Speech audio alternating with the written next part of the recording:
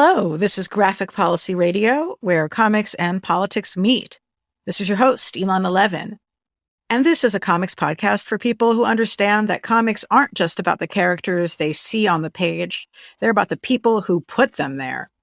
Today we'll be talking about the life and art of one of the true giants of the comics industry, someone who arguably had greater impact on U.S. comics than anybody else of his particular generation.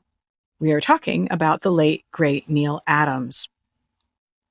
Born in 1941, Neal Adams' art brought a detailed realism to the comics page that updated the look and feel of everything from Batman to Green Arrow and Green Lantern. He had a legendary run with Denny O'Neil on the Green Lantern, Green Arrow series, sort of subtitled Hard Traveling Heroes, where our guys in green fought in solidarity with mine workers and drug users.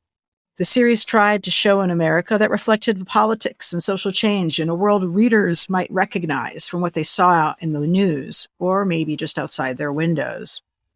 As for his work at Marvel, he's the artist who gave X-Men that last gasp of visual brilliance before the series was canceled in 1970. But his work wasn't just as an artist, it was also as a champion of his fellow artists. He fought to unionize the industry and did so much for the ability of artists to make a living in the medium that we all love. If you've ever been to a comic convention, there's no way you could have missed the guy because he had the biggest and most polished booth setup of just about anyone, and he had an opinion on everything. He was truly larger than life, and his whole industry came together to mourn his passing when he died just a few weeks ago.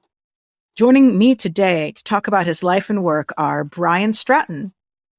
Brian is a writer, digital consultant, and co-host of the Marvel by the Month podcast, which covers each month of Marvel Comics history in chronological order. Welcome to the show. Hey, thank you so much for having me. I love being on your show. I'm excited I'm going to be back, and I'm so glad I had a good reason to bring you in. I was like, hey, do you think you could be on a panel about Neal Adams? And you were like, could I? Tons of information. Awesome. I've been waiting my whole life for this moment. Yes. Yeah. And also joining me is Emily C. Martin. Emily is an illustrator, comics artist, teacher, podcaster, and amateur martial artist. Emily is on Patreon as Megamoth, as well as Twitter and Mega_Moth on Instagram. Hey, good. Welcome to the show. Thank you for having me today. Well, I always love going on your show, which is Progressively Horrified. So I'm glad I had a good reason to invite you onto mine. I'm really happy to be here, talking about the thing I actually do as a job. Hooray. Speaking of doing it as a job, my third guest is Ramon Villalobos, is a Stockton, California-based comics artist and host of the comics podcast, Mex Flentallo. Welcome back to the show. Hey, thank you. It's good to be back. How are you doing? I'm just so excited to have artists onto the show to talk about Neal as well, you know? I noticed that you said to the other two that you like being on their show, but when you mentioned my show, you didn't. And I find that interesting. You know, it was really just like a torturous time in this salt mines. Because, you know, if there's one thing I don't enjoy, it's talking about really old Green Arrow comics. And I can promise you, I will definitely not talk about really old Green Arrow comics, even for a moment on today's show. So I clearly was miserable the entire time I was on to talk about old Green Arrow comics. So yes, folks should totally listen to my episode there, which I believe is called The CIA Took My Baby Away, if I'm not mistaken. But you can also listen to all of the amazing episodes on the show as well. They are really a pleasure. I think we'll start off by, I'd love to hear from each of you about how you kind of came into discovering Neal Adams' work in the first place. I know for me, it's because I literally read something somewhere that told me about the existence of Hard Traveling Heroes. And I was like, earnest 1970s realism comic, that's for me. And I know that was definitely my first exposure. What about you, Brian? Yeah, I think Hard Traveling Heroes was probably my first exposure as well.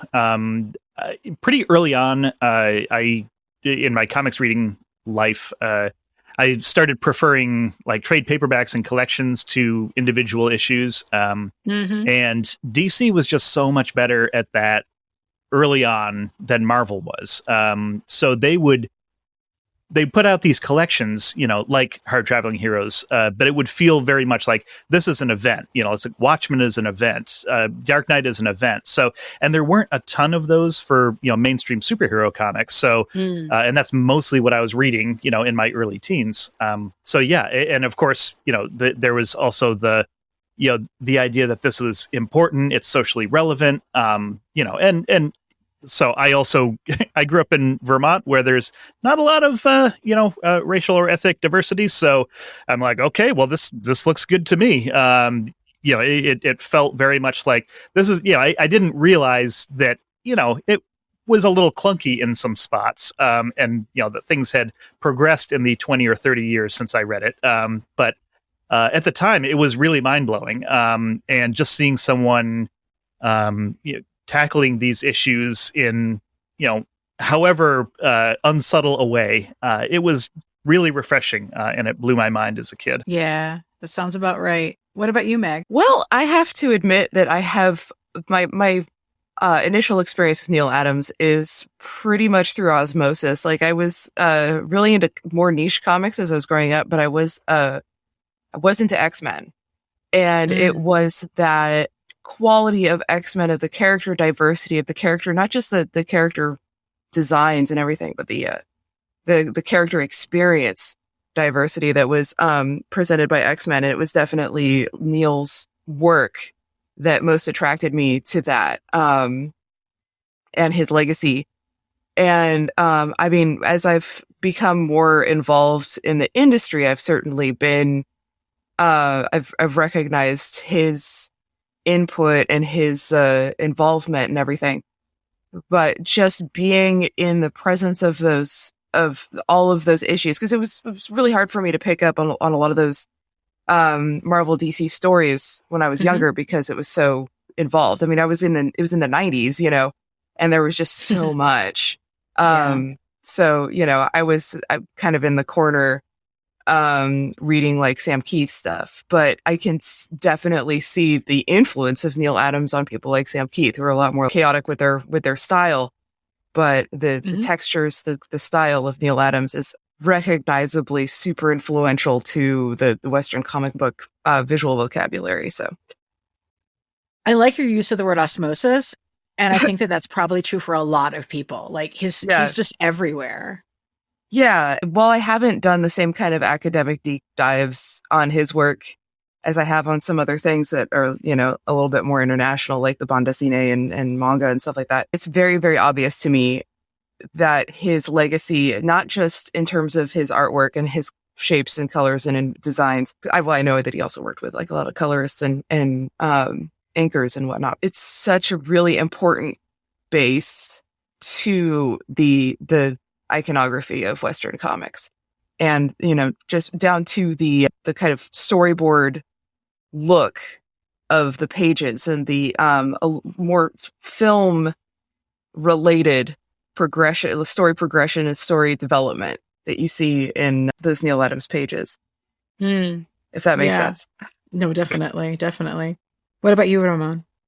Yeah, I mean, like when I was younger, I was really into Green Lantern. I just thought he looked the coolest when I would like read comics. So reading comics when I'm like, 16, 17, and I'm just like looking on the internet to see like what the important ones are. It's impossible not to like get told to read Hard Traveling Heroes. So I did, and I honestly didn't like it that much. I didn't really get a lot out of it. I thought this is kind of like boring. They don't look cool. In my opinion, like at the time, I'm like 16, 17 or whatever, it's not like at that point, it's 2003, 2004. And I'm just like, I want 90s comics, Right. So, like I like Todd McFarlane, and I don't understand that to get Todd McFarlane, you have to have Neal Adams first, Yes. So, especially like, Todd McFarlane. Wow. Yes, It's a particularly good Todd McFarlane. Yeah. And in fact, like even just in preparation to do this, I was like looking at some stuff like, his Dead Man and the Green Lantern stuff, which I, again, like I didn't like it when I was younger, but I look at it now, I'm like, oh man, this is like so fundamentally like solid. But even now, like when I think about my interest in comics, it was always like the stuff right before him and right after him. Not to say I don't have an appreciation for it, but I do find it interesting that like that specific era, that specific style was always kind of like the stuff, like the Bronze Age stuff that always kind of was like, it's not my thing. That's not my movement, you know? But like, again, ironically, I'm a big fan of those comics now. So I think, again, like after he passed and all this, I'm probably going to read some more Neal Adams stuff just by virtue of like, oh, I probably was wrong when I was 16 years old and I just wrote it off, you know? Like there are certain books, like I said, like the Dead Man stuff is like super visually sick. Getting into it when I was younger, I wasn't into it. And then like the other thing was when I was like 19, 18, 20, like just starting to start making comics and like doing art, and I would put stuff online. I kind of had like not like a bad run-in, but like my friend at the time did a comic with our other friend, and they would do like a Kickstarter. It was like the early days of Kickstarter. And he had commissioned Neal Adams' son, Josh Adams, to do a cover for it. And that was like the biggest deal, because we're like, oh fuck, that guy's like in DC Comics, and you know, he's like the real deal. Wow. And he told Josh that what I charged, and Josh Adams was like, well, that guy represents everything wrong in the industry. Oh. So I was... How At so? the time, I didn't get it. I was like, well, fuck Josh Adams and fuck Neal Adams. So I don't know. That's so Is it okay to fascinating. curse on here? Yeah, like you should definitely curse on here. Okay, yeah. So I was kind of like, fuck them both. And then I realized like, they're probably right. I was charging like $20 for like a cover at the time. And you know, that was before I understood like how important he was to like creator rights and everything. It's like, of course his son would be instilled with that and be told like, yeah, somebody's selling like art for $20 on eBay. That's antithetical to what their belief system. And, you know, I have a lot of respect for that now. Well, that's an amazing story. Yeah, Ramon, if it makes you feel any better, Mark Waid, in his eulogy for Neal Adams, basically talked about one of the last times he saw Neal. Neal was doing the exact same thing to Waid at a comic book convention, saying it's like basically, you know, Waid had his booth and he was, you know, signing books for people, and Neal was just riding his ass, saying it's like, you got to charge $20 a signature. You got to charge $20 a signature. So you're in good company. Neal rocks. Like so when I was doing a con in Sacramento, when he passed, I had tweeted basically like, it's so cool that so many people have so many stories, like personal stories with this guy, because he traveled everywhere.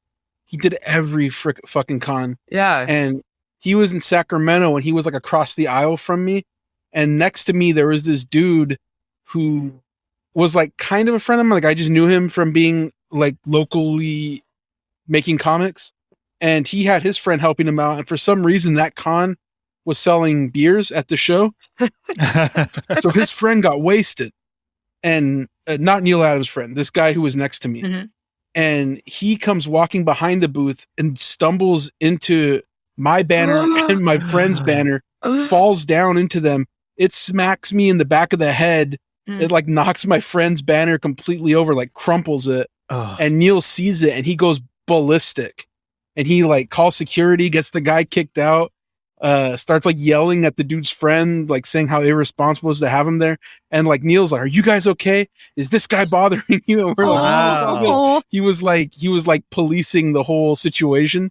And like the next day he like checked, is like, "I can't believe that guy. I can't believe that he would, you know, disrespect the convention like that by being drunk and all this." The guy had to come and like apologize to us when he was sober the next day. And that was awesome. That was like the only real, there's other stories, you know, but that was like the only real one where like Neal was like talking to me for some reason. I love that. That is amazing. It's really fantastic to hear those stories, because that's something as a teacher, you know, I teach art and I teach comics, and a lot of the time I try to tell my students, especially if they're going to conventions. I have students that are, you know, upwards of 18 and they go to conventions and have booths, and they're terrified of pricing their work more than like $5 or $2 or something like that. And I'm like, absolutely not. And I've gotten in trouble with parents who are like, why are you telling my child to charge for their drawings? And I'm like, because it's a job, like these parents out there that are trying to rationalize how their kids are going to get money for, drawing. And then they turn around and say this. But I mean, it's just really nice to know that like that place has been there. There's that place for that in comics. And, it's good to have a comics dad. Oh yeah. So that was like literally like, yeah, Josh's dad was literally his comics dad. Yeah. which is cool. And I've met Josh, me and Josh, like we're friendly and everything. It was a funny thing where like, just by virtue of like second, third hand, like I heard that I was everything that was wrong with the industry. And I still hear that from other people for other reasons. In a different direction. In a direction where we're like, you know what, fuck you. But that's amazing. But sometimes people are right about that when they say that about me, Not lately. But I get it from Neal. Yeah, the big thing about Neal and his creator rights and, the artist rights and everything is the context of when he came into comics was so fascinating. I was just reading an interview that he had done with Will Eisner. I have this book called Shop Talk, and it's got all these different like interviews that Eisner did with like contemporaries. And he had one with Neal Adams from like 1983. And he was talking to him about how he got into comics and like, what it was like. And he said he got in 1959. He started working at Archie's Comics, but he got in after the sort of collapse of the job market where like, the Wortham, after all the Senate hearings. Yeah. Mm-hmm. Yeah. It's like it obliterated the amount of jobs that comic artists had. So like basically he started working for an ad agency doing comics. He did like a couple like Archie things or whatever, but he was really talented and he ended up finding his way into doing advertising comics where he got paid a ton of money. And the thing is, he liked comic books, so he always wanted to go back. But then by the time he got back, he was so used to a different industry, advertising. Mm-hmm. So he got into comics and he was like, it's medieval or whatever. Yeah. He was like, it was fucked. It was like barbaric. Yeah. Like the work for hire agreements were terrible. Like there was they were throwing away people's art. It was all the stuff that he eventually fixed, but he got into it after he had already made money and like been in a real industry where, people had rights and everything. And so he basically was like, well, I like this medium. I want to improve it in the ways that I had it in this other medium. And that sort of became the working like guidelines of how he fixed the industry in like the little ways that he did. I think the sad part about his legacy is he never got the ball to the finish line where he wanted it to for like a number of reasons. Right. But I found it really interesting the context of how he began making those changes. Brian, do you want to talk a bit about the worker. I mean, artists are fucking workers, but the worker organizing history from Neal. Yeah, absolutely. I'm not the deep dive expert on this that probably some other people are, but just be able to speak to some of the things that he was able to do. I mean, first of all, Ramon's absolutely right. Like, one of the things that lit the fire under Neal Adams to really rehabilitate the way that comics creators were taken care of was the fact that he had experience in another industry, in a advertising industry, which can be creatively deadening, but is extremely lucrative. And he had the confidence. He came back into comics with the confidence to know that, look, I can throw myself at this, and if it doesn't work out, I know I can make my money somewhere else. And, he was trying to convince a lot of people who had spent their whole careers up until that point only doing comics, like as brilliant and gifted and prolific an artist as Jack Kirby was. Like, he had basically only ever done comics, and he had spent his entire career getting kicked around by one publisher or another, and just taken advantage of horribly. And he's just, one of literally hundreds of guys in exactly the same situation. And Adams, he was the first of a new generation. Like, he didn't really, he was not of the golden age, silver age. He had grown up on those books. And I think to some degree, he probably looked at, how some of those guys were doing later in their careers as sort of, the ghost of Christmas yet to come. And, he's just like, I'm not going to do this. So, I mean, a couple of the things that he did do, especially early on in his career, he worked for both Marvel and DC under his own name, which he was one of the only artists to do that. Really one of the only creators to do it.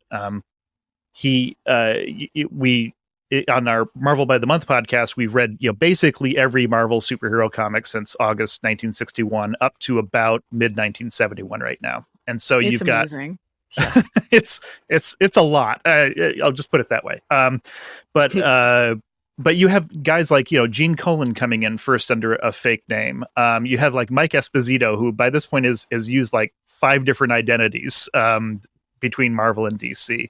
And you've got Gil Kane, when he first comes to Marvel, works under an assumed name. And so this was, it was very common to do.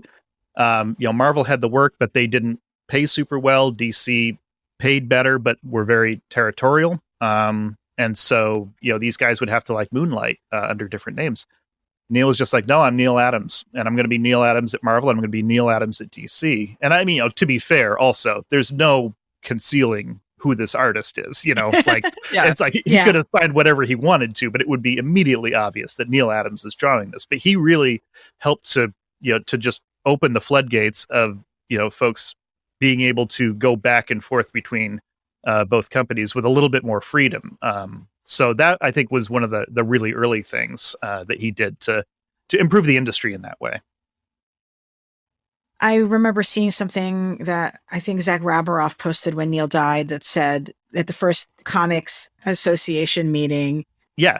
So at the time, Stan Lee and Carmine Infantino wanted to start up something called the Academy of Comic Book Arts, which would have been like, I believe it's the Academy of Motion Pictures, which is, what puts on the Oscars. And, it's the glitz and the glamour and the red carpet and the celebration of the medium. And basically, it's a giant promotional organization, to sell the medium to the public. It's initially set up where Stan Lee and Neal Adams are going to be the two driving forces, because there's no better promo man than Stan Lee, and Neal Adams was the hottest artist in comics at the time, and also had a lot of opinions and was absolutely willing to put himself out there.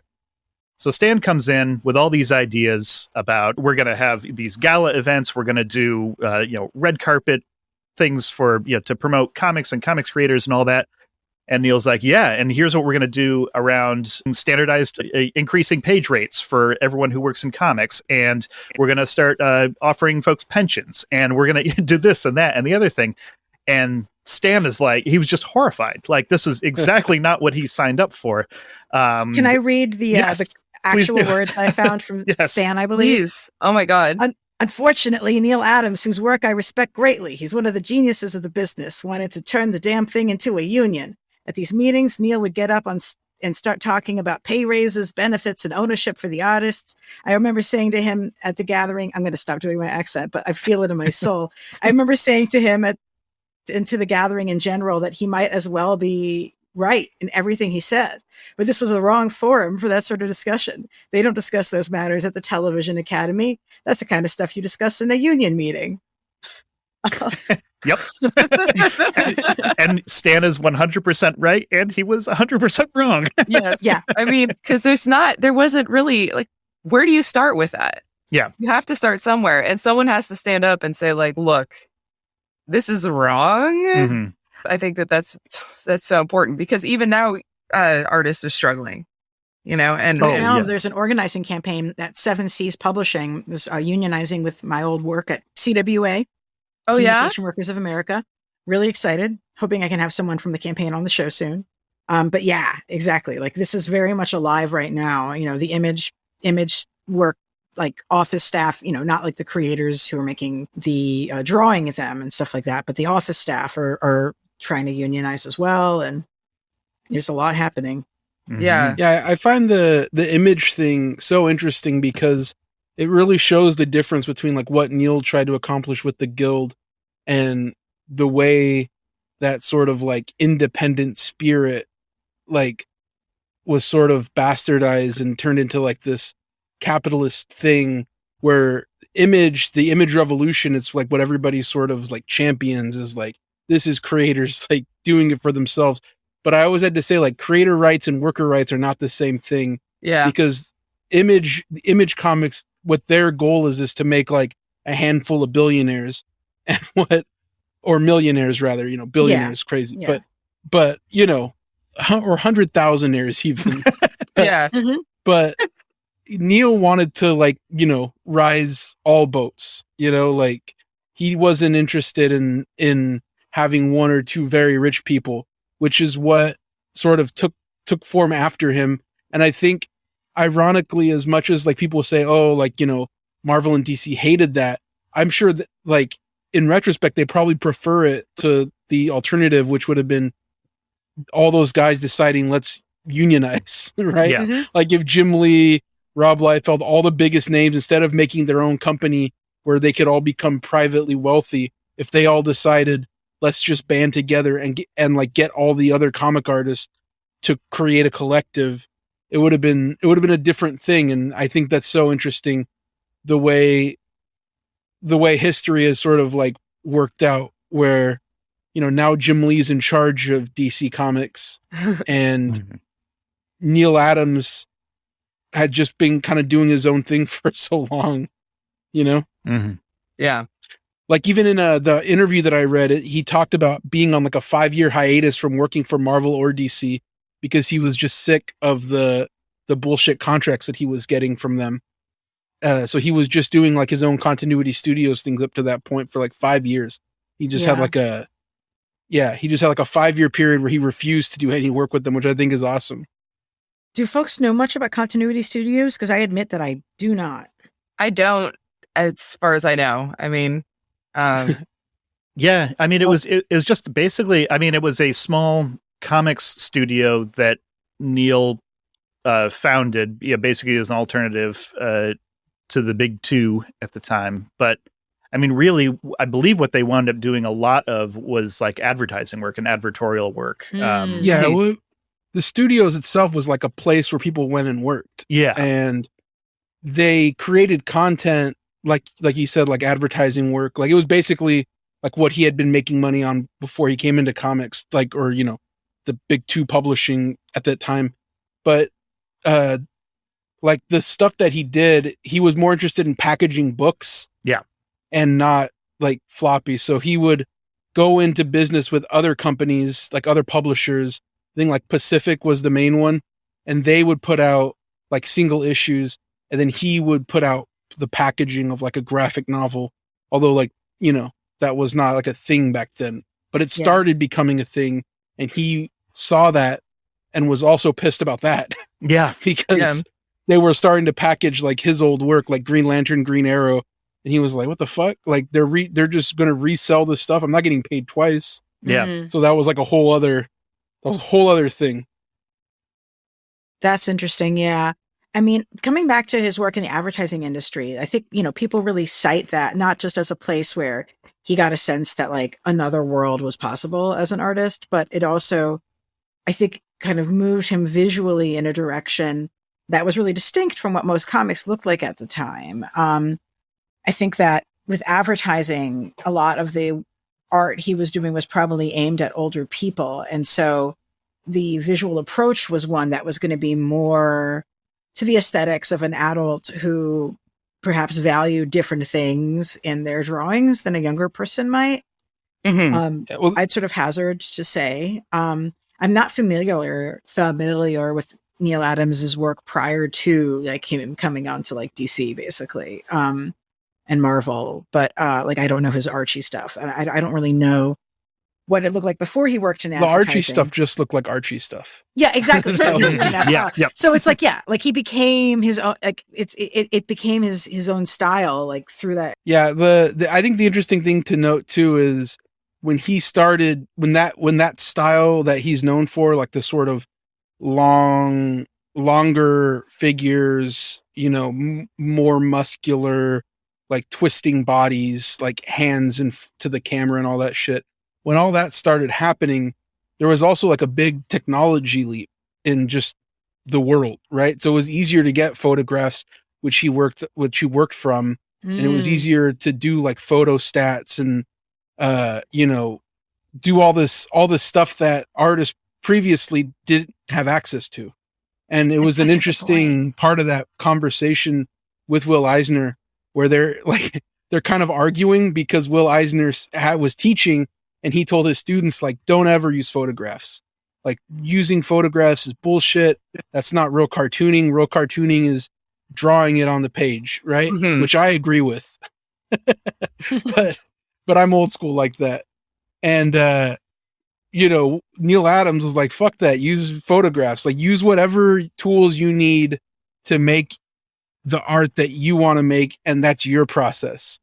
And, you know, he didn't have the same purity, I think, for the cartooning and the traditions that a guy like Will Eisner had, and Will Eisner's generation had. And all those guys came from a generation where it was about making art that was like, it was content. You had to put it out on a very strict deadline, as cheap as possible, you know, like just get it done.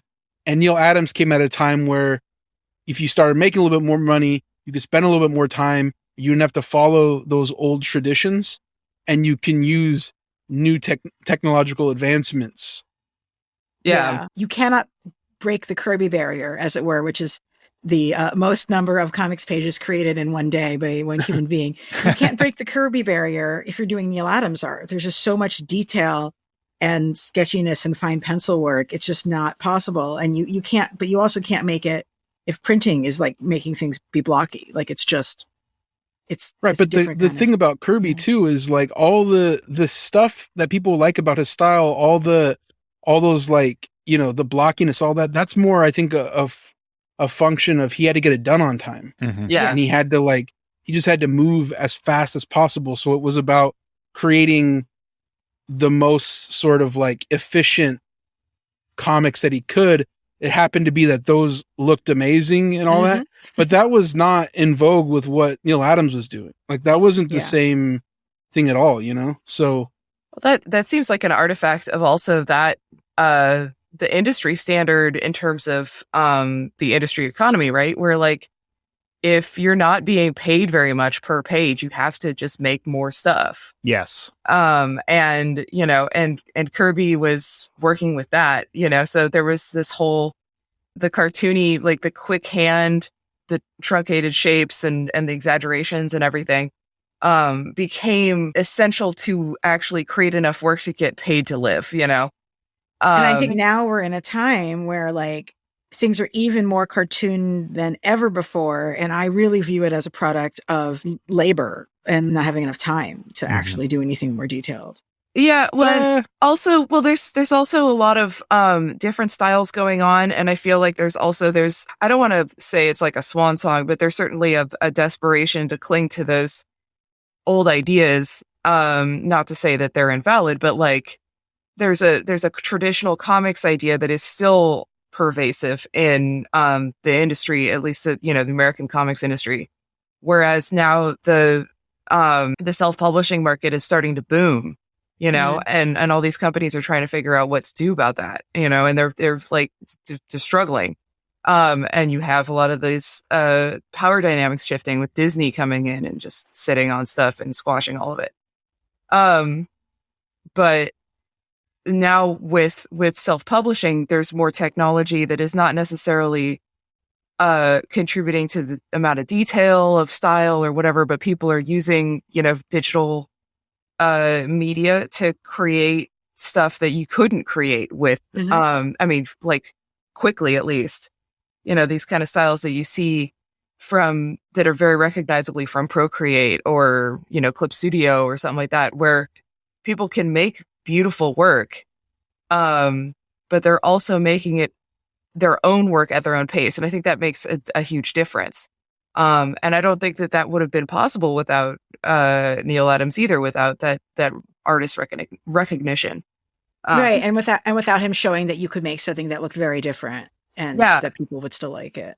Yeah. He kind of broke house styles, which was also like an innovation that I think he gets credit for, really having this unique and dynamic style that, that really kind of changed comics. But, the other side of that is like, he really did break house styles. He, DC in particular had a very rigid house style, and Neal is just like, I'm just going to Neal Adams all over the place. One thing that I noticed doing some of my episode prep was there's a lot of pages that he did that have they have layouts that you would identify as being either very Steranko or very Kirby. And the figures in them are just like completely freaking different. So it's like, it's this just really intense juxtaposition of these two contrasting styles. And it's really unique. Yeah.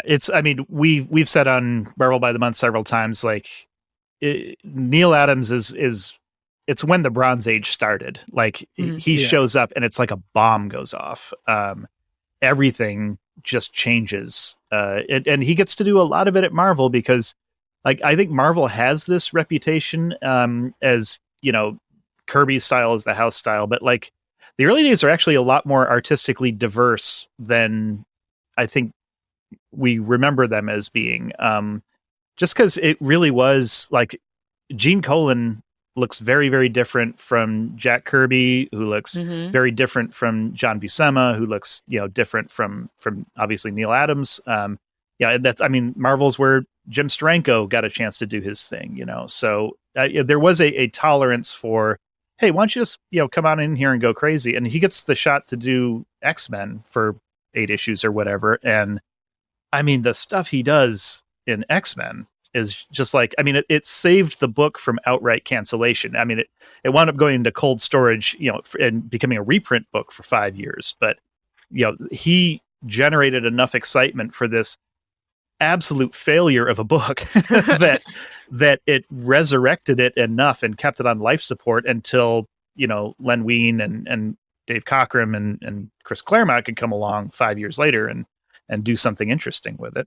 Well, one of the things that just struck me the most that people were talking about when Neal died was they were, I think it was Anthony Oliveira posted a tweet that had a picture of the living pharaohs stealing Alex Summers' powers as drawn by, I think it was Hecht, I want to say. And then next to it was the same exact scene as drawn by Neal Adams. And it's like, these are from different planets. And one of these is Super 60s, and I totally dig Super 60s. Sure. And the other one of these is Super 70s, and I totally dig it too. It's just like, it's the same scene, and it's just entirely different. Yeah. I remember when I first got into like Grant Morrison, I'd read an interview that they did where they talked about like Batman and how they wanted to have like one unified Batman where like all the previous Batman iterations existed at once. And the big one that they referenced that always made me laugh was the Neal Adams 70s bare-chested love god. And like, I remember looking at comics with my buddy Craig, like the covers. And like I said, he and I both were like super into 60s stuff. And then when you get to Neal Adams, it is like you said, like a bomb goes off where like that, the like sort of, I don't want to say like overweight, but like kind of puffy Batman just completely dies. And now he's like jacked as shit. He's like, there's a Batman that would like fuck. Oh, that Batman would never do that. Well, I could absolutely get it. Yeah. Whereas previously it's like, it would be weird to think, it'd be like thinking of your parents fucking, but this is like, when you see an old picture and you're like, oh, my parents were hot. I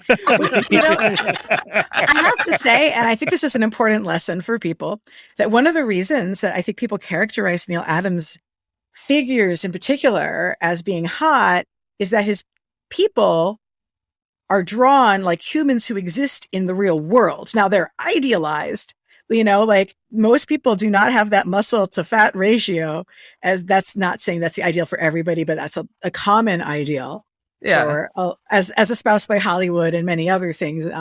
But they are like a body a human could have. Mhm. And then like later you get to this sort of like Rob Liefeld thing where I know we have different opinions of Liefeld here, but where it's like those muscles aren't on a human. And I just don't find that hot. And it's okay. I don't have to find things hot. That's totally fine. But I don't. It's just a fact. Yeah. Well, do you think that realism that like 'cause Neal Adams certainly added realism, not just with his figures, but with his layout, his staging. And do you think that realism contributed to comics being less for like young kids, and being more about adult issues, about some, more heavier subjects? I mean, I'm sure everybody has an opinion. I have to jump on this. I have two thoughts. Please. So the one thought is that I think it's a problem that people associate realistic art with being for adults, even though historically that has been true. There's no reason why that needs to be true.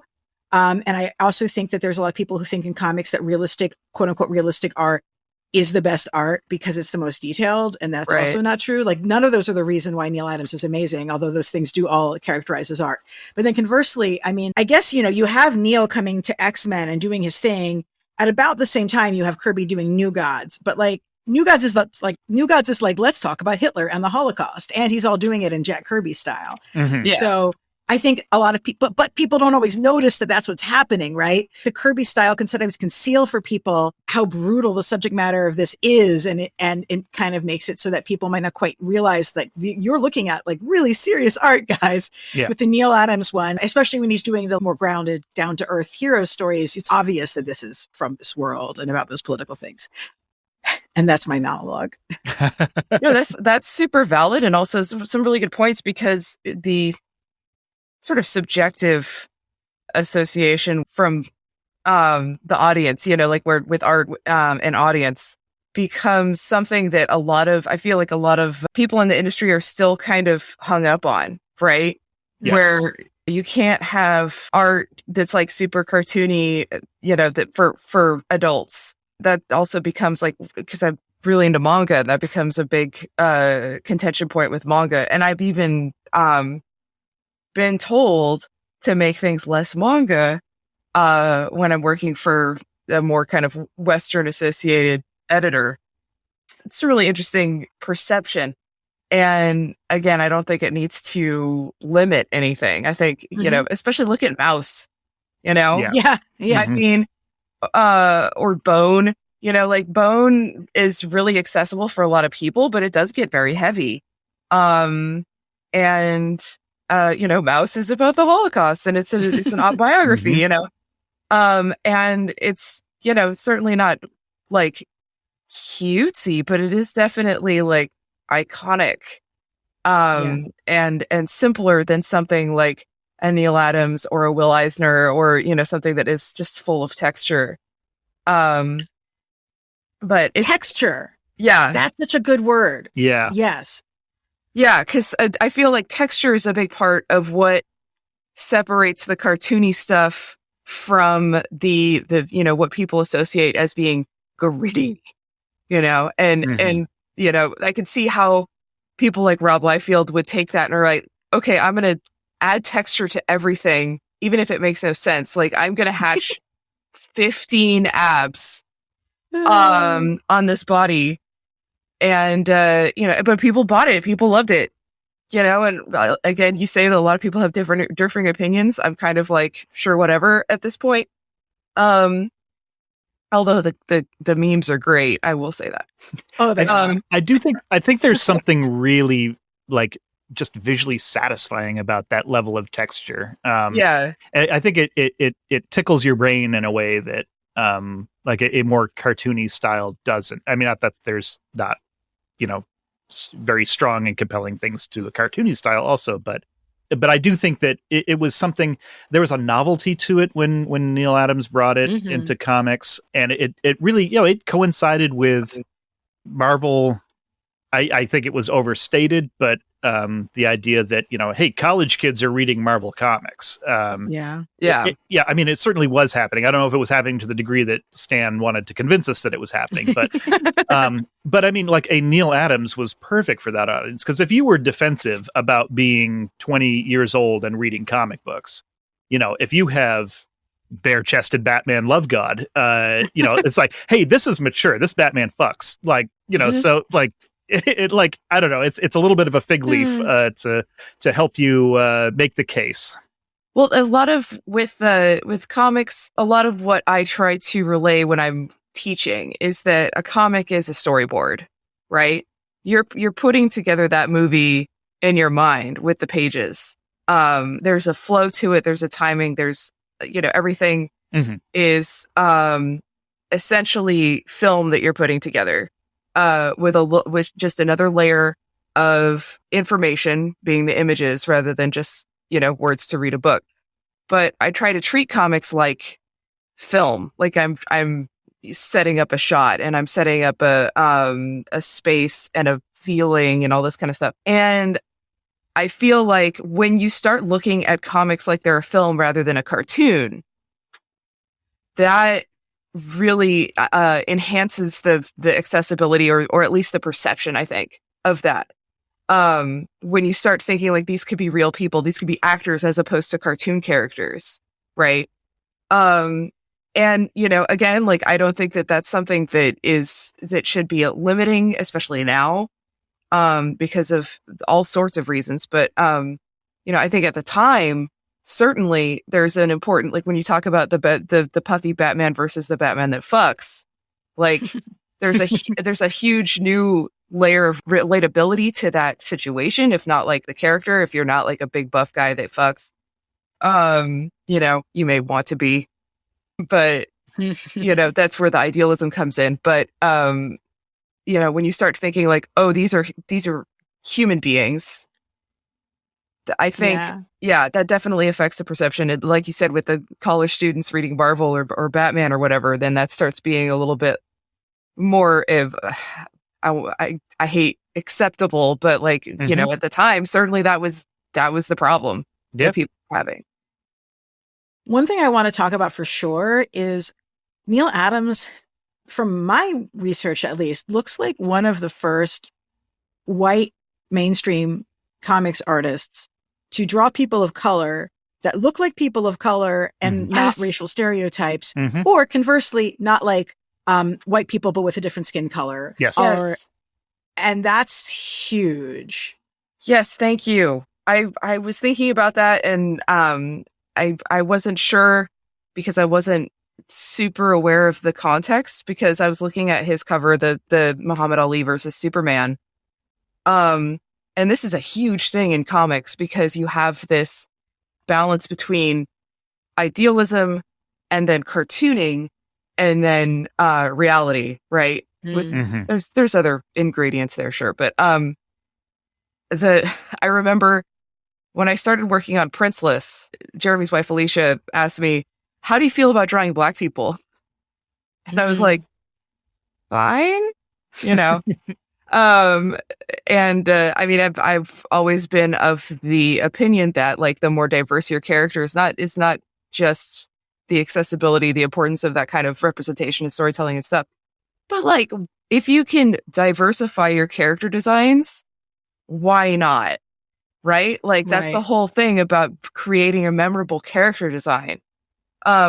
But there's so many people in comics and like historically in comics. I don't want to say right now because now it's gotten a lot better, but so many people who just didn't know how to draw Black people. Yeah, they didn't know how to color Black people, and I was I actually looked up. There was a colorist and there was an inker on that cover, but I know enough work went into that cover that it wasn't just like the inkers or the colorist decision. What cover? The Muhammad Ali versus Superman. Oh, right. Yeah, because I know there was also a bunch of work that trying to get the permissions for everybody's likeness on that. I mean, I do want to say before I get too ahead of myself is that he also has drawings that are total yellow peril, racialized stereotypes of Asian people. Yes. And some of those characters are heroes and some of those characters are villains. And the characters that are heroes are much less likely to be drawn as a stereotype. But that doesn't mean that any of that is okay. It's Right. sort of fascinating though, because he'll also then do this really sensitive artwork. It's kind of all over the map. Yeah, no, that's a good point too, because I wouldn't say he was the first to draw realistic black people. I think that's probably an exaggeration. oh yeah, no, I mean, like there definitely artists out there, but it was just seeing that in a mainstream book, Comic book. a comic book, yeah, and I mean, and that being as memorable as it is. Yeah, there's just a lot of artists out there. I can really only speak to, specifically the stuff that I've done the deepest dive on, which is the early Marvels. I want to shout out Gene Colan as another one of those artists who really early on in mainstream superhero comics, he not only could draw a diverse array of black faces, but he really liked to be able to do it, and he pushed to be able to do it. And that's one of the reasons that the Falcon became a character in Captain America. And that's gorgeous. It actually is gorgeous work. It's a good point.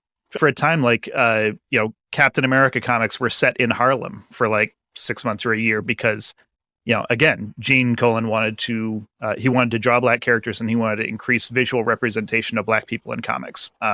But Neal Adams was very much on that train. And I think the two of them, if I'm remembering correctly, I think they had a pretty strong professional and personal relationship. I know that when Gene fell on some hard times late in his life, I know that Neal was instrumental in kind of looking out for him and hooking him up with the Hero Initiative to help him out. So yeah, I just want to shout out Gene Colan. But thank you. No, that's all. For the reminder. That's a good example. Sorry, Ramon, I felt like you were going to say something. Oh, I don't think so. Oh, okay. I mean, I would say obviously that like black artists who were doing work that was predominantly going to black audiences, of whom there were many, or obviously like doing this and more nuanced and better. But it did stick out for the audience they were doing it for. It was very much though, like, I mean, especially, mainstream superhero comics, the big five publishers, it was a white man's club, there was no, like, we're up to 1971 in Marvel Comics right now. We have not had a black creator show up in the books, so it's depressing. Yeah. And now a message from friends of the show, Essie Fleenor and Sarah Century, about a really cool project they're launching for Pride Month. We are coming back for the third year in a row with our extremely cool speculative anthology of all LGBTQ stories by queer and trans authors. It is called Decoded Pride. It's at decodedpride.com. And you can pick up a subscription today for only $14.99. Or if you go to any of our social media sites on Instagram or Twitter at Bitches on Comics, or if you follow us on Patreon or support us over there on Patreon, we have discount codes already all plugged in for you, and you can get it for even cheaper. So go check those out. But right now you can get it for $14.99 at decodedpride.com. And Sarah, what is Decoded? What are people going to get? You have stories of comic books. You have stories of horror stories. You have fantasy stories, science fiction, all of the things. You know what speculative fiction is. I don't have to stuff tell that's you. just too hard to define. Genre bending. What's especially cool is that every story that is not a comic has a piece of art that accompanies it. We hope you'll come support us and all of the amazing creators we're getting to publish this year. We are absolutely ecstatic. Again, join us at decodedpride.com.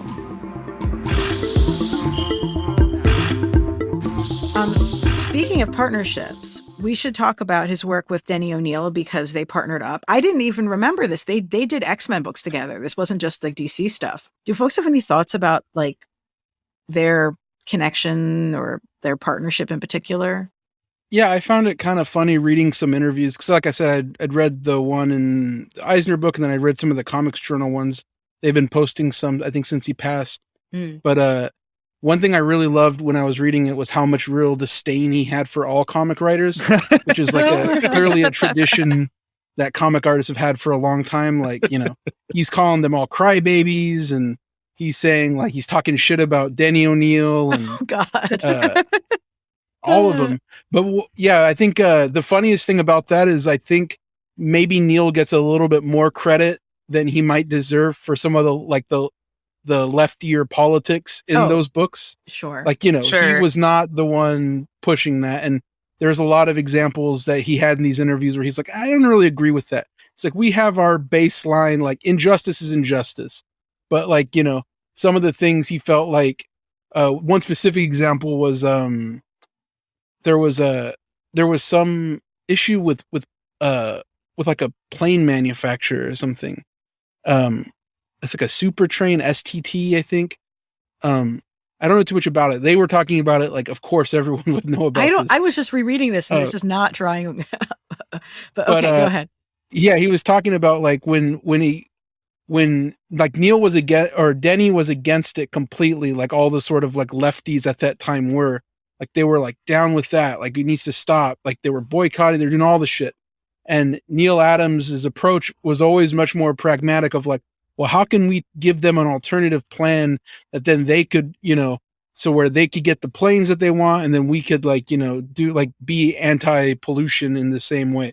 Like Wow. I think he's much more of like a cap and trade guy, I think, than anything. Like, he was always seeking this sort of capitalist compromise to like if he had leftist ideals, it was always in the context of like, well, how can we put this hand in hand with business, Yeah. And I think that's interesting because like, I think to his core, he was always just like a businessman, Yeah. And that's totally fine, whatever. But I think, like when you think about the hard traveling heroes, you think, oh, both of these guys must have been totally down. And like Neal was like down on some link, but I think a lot of the Hal Jordan attitudes were Neal's attitudes, and that was how Denny and him would have these arguments. Fights. I see on the it. page. Yeah. Oh, very much. And to be clear, I mean, Denny O'Neil is like almost nothing about how he talks about these social struggles is how anybody would write about it in the year 2022. Sure. Right. Oh, sure, Yeah. These are not the current, or these certainly were not the radical thinkers of the time. This is not Frantz Fanon. This is not, but like, but the intent is very clear of, what he's trying to say and do. Yeah. I think this is a little bit of a tangent, but I think one of my favorite Denny O'Neil anecdotes is like fairly early on in his career, he got partnered up with Steve Ditko when Ditko came to DC. Oh, and Ditko is doing question stories. He's created the character. And so he's got like a really clear idea what he wants these to be, but then Denny's doing the script for them. So like the question, just despite Steve Ditko's best attempts, just winds up being this, bleeding heart, liberal, progressive crime fighter, which is, there's what's in the art and then there's what's in the word balloons. Yeah. And it's just a really funny tension. That's what I was amazing. going to say, there was another example of that, like sort of friction where there was an issue that was very specifically referencing the Chicago 7 and of Green Lantern, Green Arrow. Yeah. And, it's sympathetic to them because Danny O'Neil wrote it. And he was asked about it. Neal was like, yeah, I mean, I think the trial was wrong. I don't really agree with them on what they were fighting for. But I think the trial was the bad. It was the trial was mishandled, I think that to me is funny that, you had the artist and the writer and, even back then they didn't like each other. Well, what's interesting about that issue is in the comic, the art, as I don't know who had this suggestion, if it was Denny or Adams, but the show trial is being put on by robots. So there's this level of remove from the real world Chicago 7 trial by having it be in space, and the judges. Well, one of the courts is like the Guardians said, certainly are doing that. So you got these little blue guy aliens who are like that, and then you have another show trial in the comic, which is all about these like robot dudes. Mm-hmm. which seems like maybe a way for them to have some additional space from the reality while still commenting on it. Yeah, but it was pretty specifically like that's what it was about, which was cool. Yeah. I think that stuff is cool. I think like, Neal talked about when they started that in the Eisner conversation, he's pretty proud of that book. Like he keeps bringing it up to Will Eisner. Oh, check this out. You'll like this. Because, Will Eisner was writing comics that were about real stuff, landlords, racism. Like, do you have any feelings about the famous panel where the elderly black man confronts Hal Jordan and Ollie about how Hal hasn't done shit for black people? I mean, I think that's sort of the kickstart. That's like that's how they kickstarted that thing. But what I was going to say was, Neal was so proud of it because he kind of felt like him and Daniel Neal were getting away with something. Like he said that DC editorial was such a mess that, they had their guy that they were working with and they were going to cancel that book. So they just like him and Daniel Neal kind of went to DC and said, can we just do this? And I think initially Gil Kane was going to draw it, but they just like, can we do it instead? And they wanted to infuse politics and like real world stuff into the books. And they even said like, if they had got called on it, they were just going to say, oh, we're just doing what Marvel's doing. Yeah. Making it relatable to young people. And I thought, that's pretty, it was pretty savvy of, now I've worked a lot in mainstream comics, and I've been fortunate enough to work on stuff that has a political bent to it. Yeah. But more comics than not have none. Mm-hmm. And I think that's what personally for me makes comics kind of uninteresting, like the mainstream comics and really like most comics uninteresting, is that none of them really have a point of view about the world. Yeah. And I think it was, as much as people herald that, like, early Marvel stuff and that hard traveling hero stuff, like the sad truth is I think it became more viable for the companies to publish stuff without it. And that's kind of sad because I feel like, if you're not saying anything about the world, then what's the point of making those kind of stories, Yeah. Yeah. Well, the point of making those kind of stories is to generate intellectual property for movies, apparently at this point. But Well, no, yeah. I think you're absolutely right. And I think it speaks to sort of like, the progressive desperation of mainstream comics publishing, which is that, as they see the market get smaller and smaller, a lot of times their impulse is, well, let's not do anything to upset the people we have left, where it's like, I don't know if that's the right answer, but what do I know? That's the world that they kind of came into, Yes. which was that they came into a world of comics publishing where, because of those trials, everything was wiped away and all they had were superheroes that were like safe. And the only way to get interest in them was to make them relatable to people. Right. Mm-hmm. And I feel like some of the companies are trying to do that a little bit, but I try to read stuff as it comes out. And I feel like most comics are not saying anything.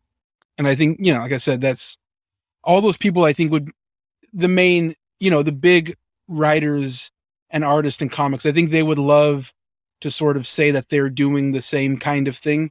Yeah. But it's always funny to me to read that and see that they're clearly not, and they don't understand it. Yeah. I think it's also tricky to do a comic story that has a point of view that also doesn't feel lectury. And I think there's a few creators who can pull it off really well. But I mean, you see how some of this stuff is aged, you look back on it now and you're like, oh, I mean, if you're looking to create something that is going to stand the test of time, it's tricky to be relevant in the moment and be relevant for all time. So on one level, I understand that. I don't think it excuses what is kind of the cowardice of not at least giving it a shot. I think one of the reasons why a lot of people don't, and I talk about this all the time when I put up my podcast, but one of the things I've noticed so much is that a lot of, mainstream, like, superhero storytelling is so much about like personal trauma. Mm-hmm. And even in the context of like, bigger global issues, it's always about how people feel about things personally with no broader context. So I think it's so easy for a guy, like Tom King to make a story about war, and it's more about how the guy who's committing atrocities is sad about it than it is about the broader context in the war. Yeah. Yeah. Even in the, like, it's a science fiction war or whatever, Yep. we all know his story. Sure. Right. Yeah. But I feel like that's the thing, is like so many writers now get away with it by saying, like, isn't it sad that people have to deal with things in the real world? And that is the story and not the things in the real world. Mm-hmm. Yeah. Mm-hmm. Yep. That's And very insightful. I would rather be dated in 10, 20 years than just nothing now, Sure. Yeah. Totally. I get love it. things that are dated. Like I don't, Yeah, totally. and I always have. I don't, it reminds me of something you said earlier, Ramon, when you were saying about how you didn't really get, the Neal Adams art when you were younger. And I wonder if there's a connection between him doing realistic art of a time period that wasn't your time period versus somebody doing art that might not be as blatantly like, I know what year this was drawn, based on the styles and the cars. To the eyes of someone who might not be a history student. I think for me it was just like the colors in it, the printing of it, and I like I said, I like stuff before that because there's a kitschiness to it.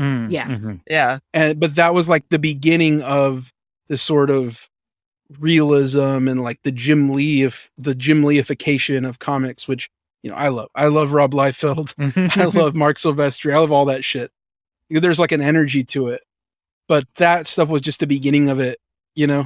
That was like an evolutionary step that, like, now that I'm a little bit removed and I like 70s artists, like I had mentioned earlier that, one of my mentors was Tony DeZuniga and all those guys. I had a new appreciation for John Buscema once I realized like what he was doing. Mm-hmm.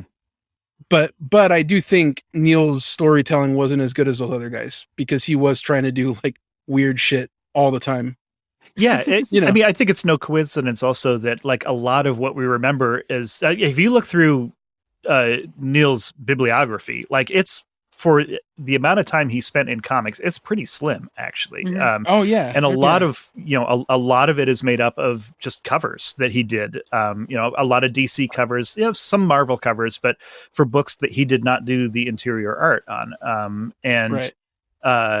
Which again, I think speaks exactly to what you're saying, is that, he liked to do these big, bold images and the weird things. Like, he didn't have as many repetitions of doing the storytelling beats, which is why, I think some of his storytelling doesn't hold up as well as some of his contemporaries who were just, they got their not just 10,000 hours, but 100,000 hours in, So, yeah.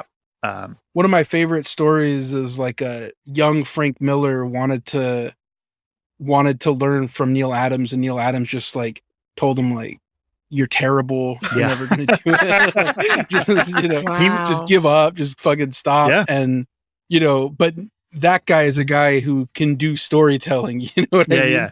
And I think it's just funny that he went to Neal Adams, who like, Neal Adams can too. Don't get me wrong, but it's like, it's a different style. Yeah. Like Frank Miller wanted to do, the weird little like cutesy storytelling techniques, like, Neal was not interested in that. Yeah. It was, and he was brutal with portfolio reviews. I mean, there's so many artists who talk about, getting that Neal Adams portfolio review, and it's like just flaying them alive, and, making them stand there while he's doing it, but it's like, if you came through that and you still wanted to do comics after that, it's a lot of them, they did stick with it and they came back and they got a better review the next time. Still pretty blunt. But it eventually they wound up doing all right in the industry. And talking of Frank Miller and Neal as a dad, also as a comics dad, like,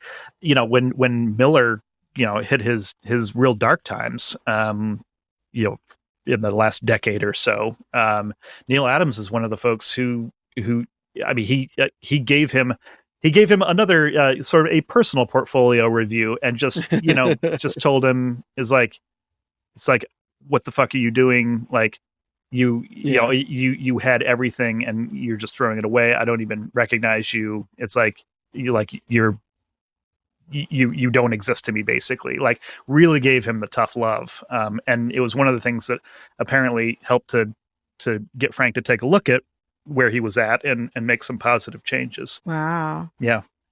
One of the things I have a sense of, although I might be wrong, is that Neal, in terms of portfolio critiques, was somebody who wasn't trying to get other people's stuff to look like his. Right. Was more likely to tell you to stop copying him than to say, oh, you're doing it wrong because this has a manga influence or something like that. Right. Find the thing that's you and bring it out. Yeah. Mm-hmm. Yeah.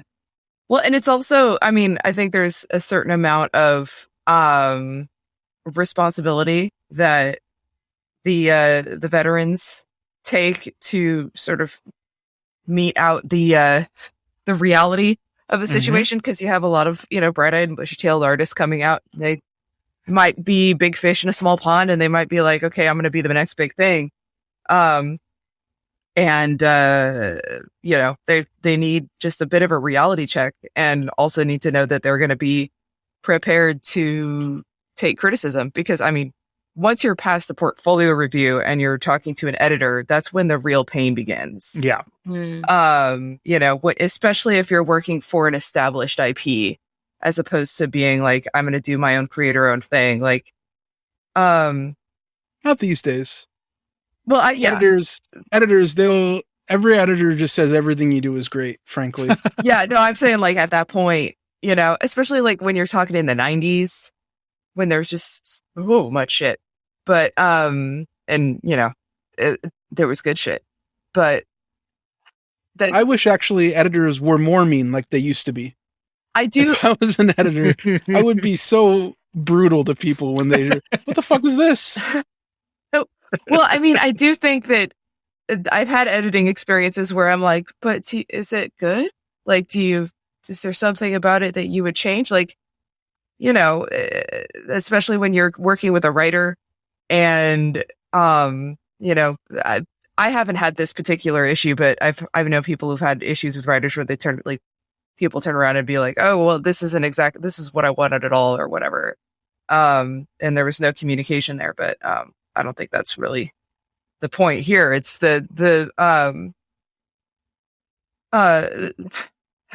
whether or not it's necessary. I do think that a lot of older artists will take that on. And I think that people have gotten a lot more encouraging lately. Because at this point, like, there's not much of a point of grinding someone down and checking them, so to speak, bodying, with reality. Because there's so much out there right now.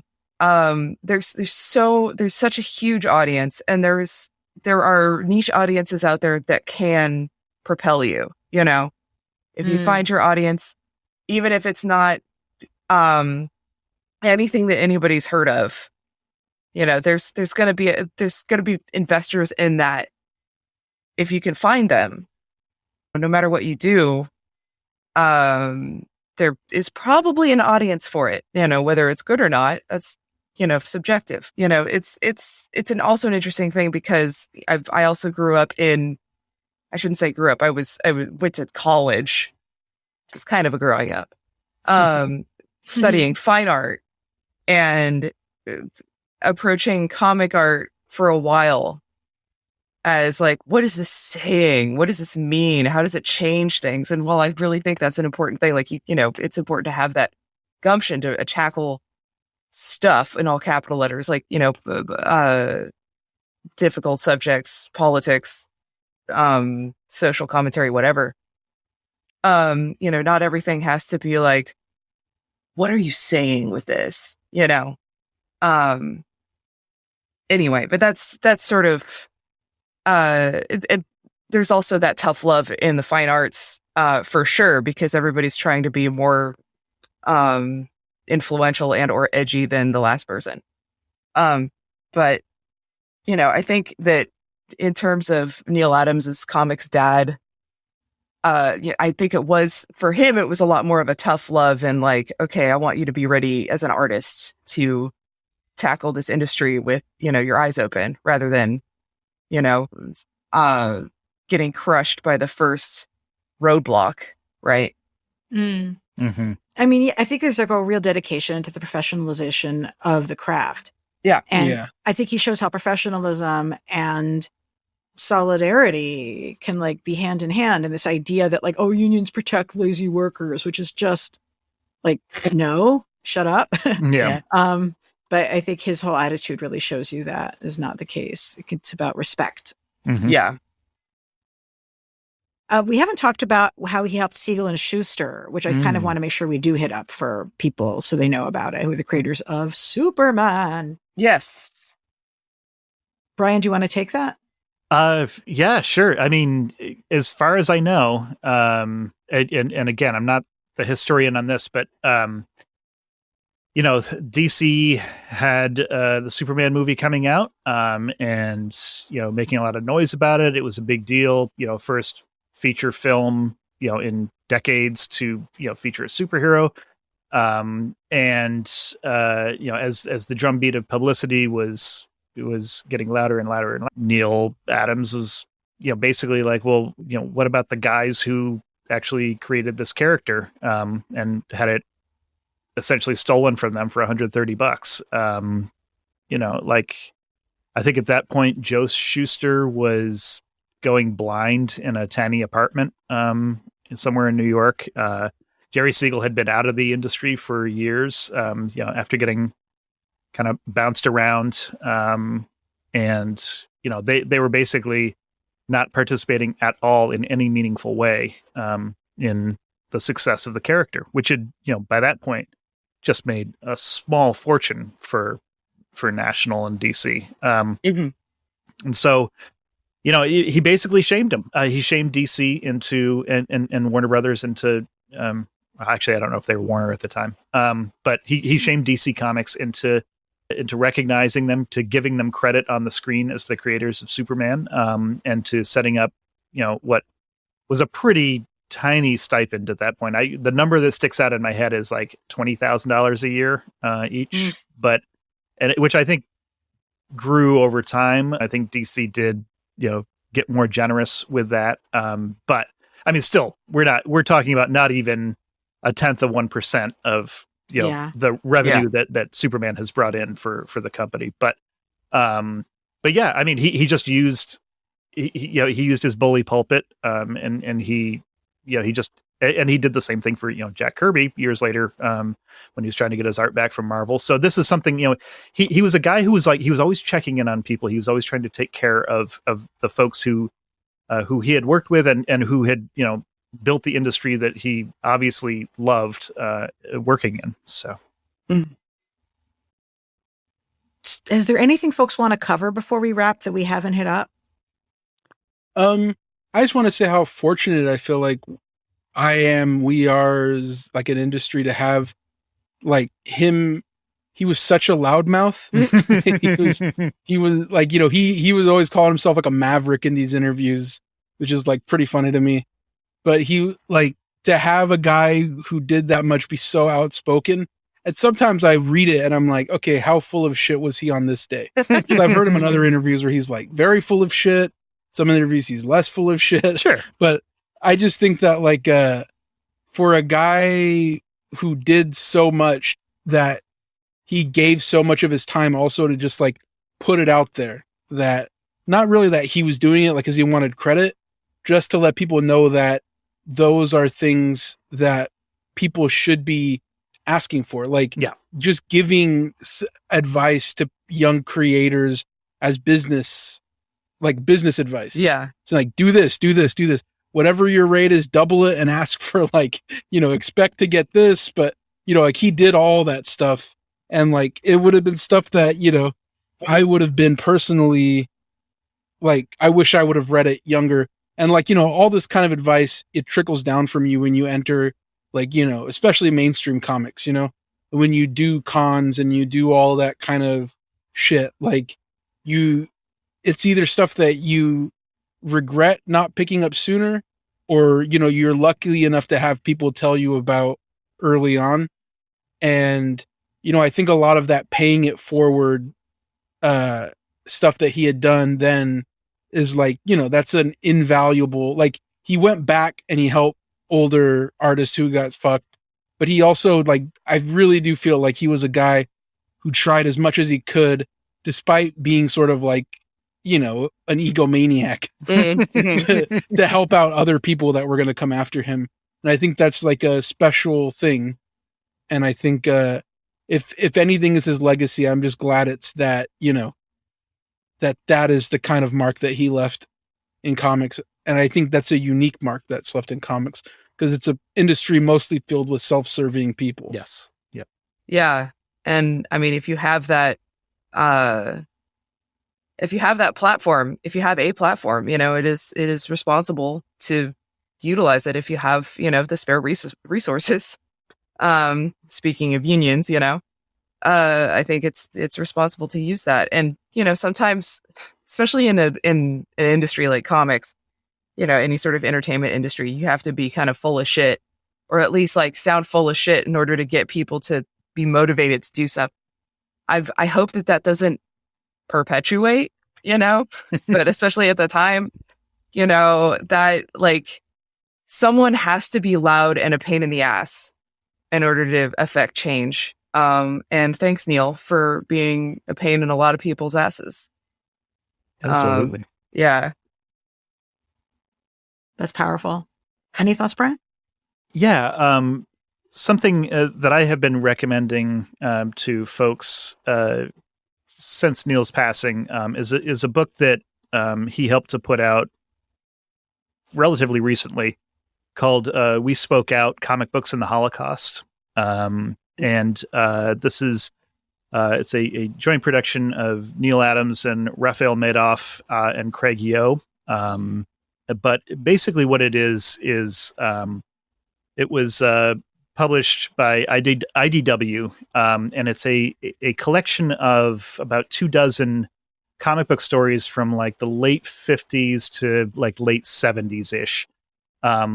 So it's kind of during this period, post World War II, but before the Holocaust was really kind of in the popular culture. But it is this terrific anthology of stories, the comic book stories that came out from a whole bunch of different publishers, from everyone from like literally EC Comics to Marvel to DC to, I think there's some Charlton stuff in there. So like, first of all, DC and Marvel comic stories in the same volume, which is kind of amazing. But wow. And they all touch on, they are stories that touch on elements of the Holocaust. So like some of them are, like horror stories where an concentration camp guard gets his due. That's such a good comic. Yeah, and some of them are, the Robert Koeniger war stories that he did for DC Comics, where they're talking about the camps and things like that. But basically, like the whole idea is that there were these comics creators, many of whom were Jewish, not all of them, but in this period they really were using this, a popular, accessible medium to make sure that folks understood what had happened in the Holocaust. And the stories, they range broadly in quality and tone. Like some of them are just not very good, which also I kind of love. It's just like, it was just showing it's like this is a very working class medium, and just to keep this information alive. And so there's essays separating each of them. Stanley writes the introduction and the afterword, and it's very strange to read Stan talking about something so serious and personal. But it's a phenomenal book, and I really recommend just as a piece of like comics history and actual history, checking it out. It's We Spoke Out, Comic Books and the Holocaust, published by IDW. Thank you for the recommendation. That's really amazing. So remind our listeners, where can they find your work, Brian? Well, you can find us, on any podcatcher. The podcast is called Marvel by the Month. And you can find us at marvelbythemonth.com and on Instagram at marvelbythemonth. Well, I'm on the Twitter and the Tumblr even, at Patreon and Megamoth. You can look up Princeless, that Jeremy Whitley and I did, and we're sort of on hiatus right now, waiting for some decisions, the capital D decisions to come through. Such a good series, guys. Get on it. Thank you. Not you. I'm not telling you to get on it. I know you're getting on it. I'm telling my listeners. No, I'm saying thank you. Yeah. Jared's been on the podcast before to talk about the series if you want to hear more about it. So. Yeah. And if you're interested in what Jeremy has to say and me, we have a podcast called Progressively Horrified where we talk about horror movies, and Alana's on it. Yeah. Well, you're all invited if you guys want to come and talk about horror. Yeah. So that's Progressively Horrified. It's Prog Horror Pod on Twitter, and Progressively Horrified on transistor.fm and all the podcatchers of your desires. Check out my work. I'm on Instagram at mega_moth, because someone took that Megamoth right out from under my feet. And megamoth.net for a very, very old portfolio online. Noted. Thank you. And Ramon, where can folks keep up with your artistic and intellectual output? Well, at some point this year or maybe next year, my comic's going to come out, and I can say it's for Bad Idea Comics, but I can't say what it's called, who it's with, or when it'll come out. But when it comes out, it'll be very fucking good. Very old school, all traditionally drawn, beautiful. It looks amazing. Everyone says so that's seen it. I want to see it. And then when I put out my podcast, you can check that out at patreon.com/Mex Flentallo, or look it up on SoundCloud, Mex Flentallo. It's a podcast about comic books, and we talk about politics. It's a lot of deep diving, a lot of jokes. Other than that, I don't know. You have a very good Twitter You can follow account. me on Twitter. Yeah, thank you. At Ramon Villalobos on Twitter. For the next couple weeks, it's going to be very basketball heavy. Sounds That's good. all I'm going to be talking about. That's all I've been talking about, but go on there. The people definitely just deserve to read your meta thread about Woodstock 99, if nothing else. Man. That's still pinned at the top. It's like your job to try to rehabilitate things that I don't like. And I love that about you. It's just amazing. Well, that was because I was like depressed, and I was like, you know what? I'm going to start watching Woodstock 99. I just live tweeted it. And then like I'd done it all night. And then when I woke up, a bunch of people were like, this guy's going crazy. He's just live tweeting Woodstock 99. I was like, well, I guess now I have to just keep doing this. This is my life now. I did it for like 3 days. It was and amazing. it was just nonstop screenshots and jokes about the old stuff. And if you want more from Ramon, he has been on my podcast at least twice, and it was really a pleasure, and like just funny and political and a badass. So, an amazing artist. And an amazing artist. I mean, like everybody loves your work. Triple your page rate. Yeah. Quadruple your page rate. That's what they all say. You too. When I went to Bad Idea, it's because Marvel and DC had both been saying, we're going to give you a page rating. Well, not Marvel. They never said it. But DC said, we're going to give you a page rate increase. And they didn't. They just kept me at my Marvel rate. And it was like, I've been working in comics for like 8 years. Wow. No increase. So then I was like, well, fuck it. If I'm going to get paid for this, I'm going to just write my own shit. Yeah. Yeah. So I started pitching stuff, and these companies, Skybound, Oni Press, they were interested, in the pandemic hit, and they were like, fuck it. We're not going to give you any more money. We're not going to pay you to make anything. Oof. And then Bad Idea was like, well, what do you want? And I just told them like $600 a page. And they were like, well, no, we can't give you that, which would have been like more than double my rate. But then they gave me a lot more than what I was making. And I was like, oh, so this is how negotiating works. Yes. That very it was important awesome. story. Now I make a great rate, and I work very little and I make more money. But the sad downside of that is my work hasn't come out yet in like 2 years. Yeah. But I've been in the lab. I'm grinding. Okay. That's what it's all about. This is the most Neal Adams story that we could possibly end with. I was going to say. That's beautiful. Yeah, well, and Neal inspiring. Adams is the maverick. I'm the outlaw, you know? I'm the next. He lives through me now. His power flows through me now. You want to talk to Neal? Talk to me. I also got a great head of hair. Nice. That's true. In the Neal Adams tradition. Yeah. Do we need? Oh, sorry. Please. I was just gonna make the joke. Do we need a Ouija board, or is it Ouija board optional? Just ask me anything you would ask him. Okay, excellent. Well, thank you guys for joining me so much. As for me, I am on Twitter a little bit too much at ELANA_Brooklyn. That's Ilana_Brooklyn. We will also be doing a comics roundtable about the also late, great, and fully iconic George Perez, who recently died. So we have not forgotten. I'm just taking a while to put these things together. I have some upcoming awesome interviews with folks releasing work this summer, and comics creators and artists. And I would really love it if folks wanted to rate and review Graphic Policy Radio, especially on iTunes. I put a lot more work into production these days, and it means your episodes are coming out a little bit more slowly, but I like to think they sound better than ever. So now would be a great time to rank us and comment on iTunes. And, as we like to say, keep it geeky.